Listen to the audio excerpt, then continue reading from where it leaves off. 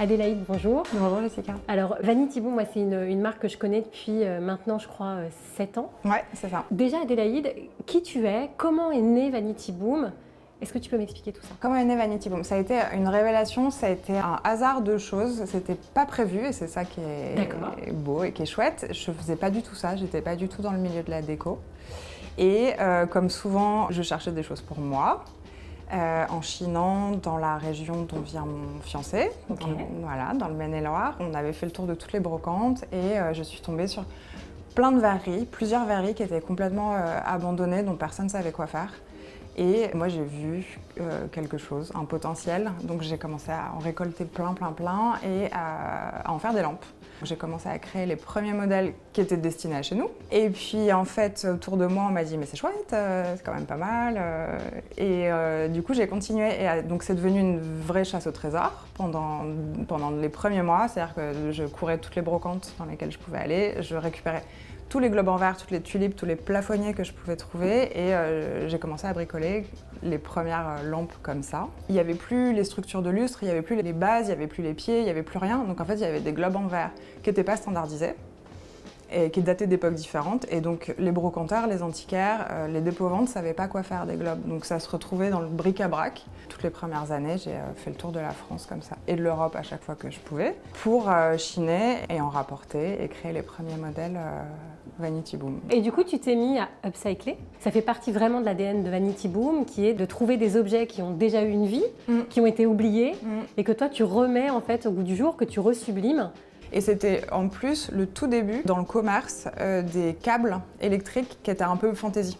Et donc tu trouves tes globes. Je trouve mes globes, je trouve les fils, parce que ça commence un peu comme ça. Tu décides de les électrifier. Ouais. Les bases, elles arrivent à quel moment? Les bases, elles arrivent à un moment où je cherche comment donner une seconde vie à ces globes. D'accord. Qui en fait, généralement, n'étaient pas dans ce sens-là. C'est-à-dire généralement, c'était des plafonniers, c'était des appliques ou c'était sur des branches de lustre. Mais pas des lampes à poser. C'était absolument pas des lampes à poser. Et donc j'ai cherché pendant assez longtemps quand même, dans toutes les quincailleries de Paris, comment créer ce socle. Donc au début, c'était des assemblages qui sont devenus ensuite ce socle-là, qui a été redessiné, retravaillé avec un bronzier d'art à Paris, et ensuite qui s'est transformé en moule qu'aujourd'hui on est capable de faire produire depuis plusieurs années au Portugal. Très joli pays, hein, soit dit en passant.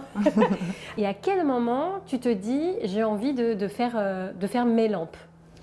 Au bout de quelques années, ou assez naturellement après avoir fait grandir les collections, effectivement, je me dis ce serait quand même super d'avoir vraiment une petite lampe VB, enfin tester un premier modèle qui sont donc les précieuses que j'ai lancé au tout début, juste en petite lampe à poser dans 3 couleurs. Ensuite, on a agrandi la palette, on a travaillé un rose avec le verrier, qui est devenu un des modèles qui plaît le plus.